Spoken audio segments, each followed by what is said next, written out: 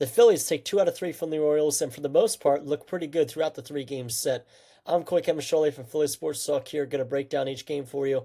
And I know it's a day late, so this won't be too long of a podcast because, again, it's kind of some older news, but I haven't been slacking at all with podcasts on sports or on Philadelphia sports. Any big news, any series recap, I want to be here for you guys. Um, just got back from vacation, so that's why it's a day late. But we're back on track here.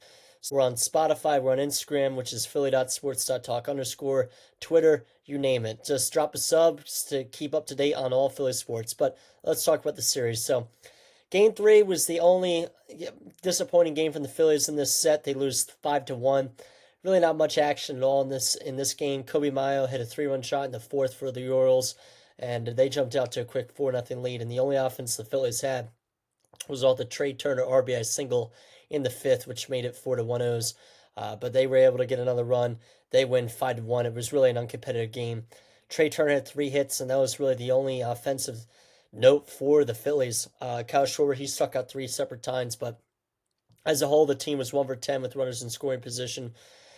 The offense looked good and throughout the last handful of games, so just an off night offensively. But pitching wise, it was kind of off night for Ranger as well. 6 1/3 innings pitched, 5 runs, 9 hits, 3 Ks. So a decent amount of hits against a guy like a Ranger.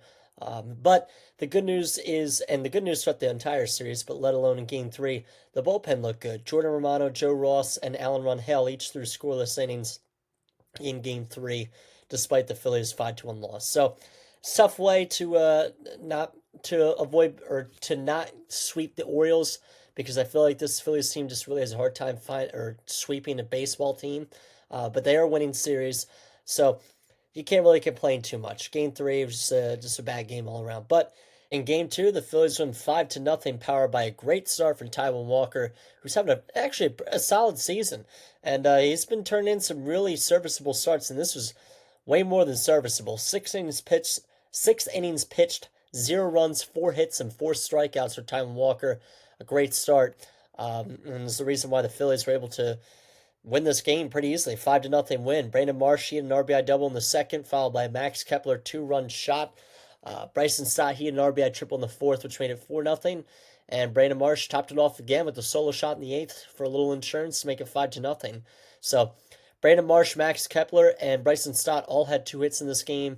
The bottom of the order really carried the way in that one. And some good news also, the bullpen, Kerkering, Strom, and Laser, they all threw scoreless innings, each with 2 strikeouts. So a very good win from the Phillies in Game 2. And then in the series opener, the Phillies blew it open with a 13-3 win over the Orioles. Started off with a Bryce Harper solo shot in the first. The Orioles, they answered back with a couple runs. Tyler O'Neill gave the Orioles a lead, actually, at one point with a 2-run shot in the second.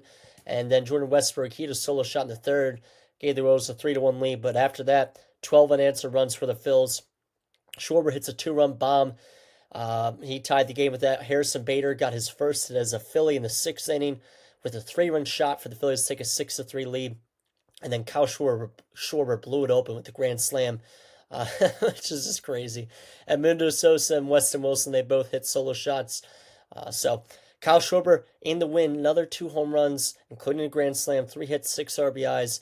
Edmundo Sosa had 3 hits, Weston Wilson had 2. A good start, solid start from Jesus Luzardo, I'd say. 6 innings pitched, 3 runs off of 6 hits, 7 strikeouts.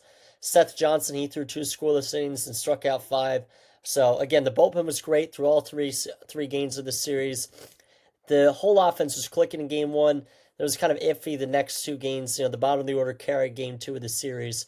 But nothing I'm too concerned about. The bullpen is the big thing with this team, and it looked really good throughout this series. So, hopefully that's going to be the story the rest of the way. But yeah, that's gonna just about do it. Again, I know it's a day late, so I'm not going to discuss too much. We'll get back more into some deeper recaps into the series against the Rangers. As the Phils have 3 upcoming with the Rangers, then 3 with the Reds, and 4 with the Nats, all on a 10-game road trip. And the final thing I'll go over is the probable starters going into the Rangers series. Christopher Sanchez versus Merrill Kelly in Game 1, Jesus Luzardo versus Jacob deGrom in Game 2, and Zach Wheeler versus Patrick Corbin in Game 3. So hopefully the Phillies have enough to at least take 2 out of 3 from this series against the Rangers and maybe even look for a sweep. But yep, That's going to do it. Thank you guys for listening, and stay on the lookout for the next podcast against the Rangers.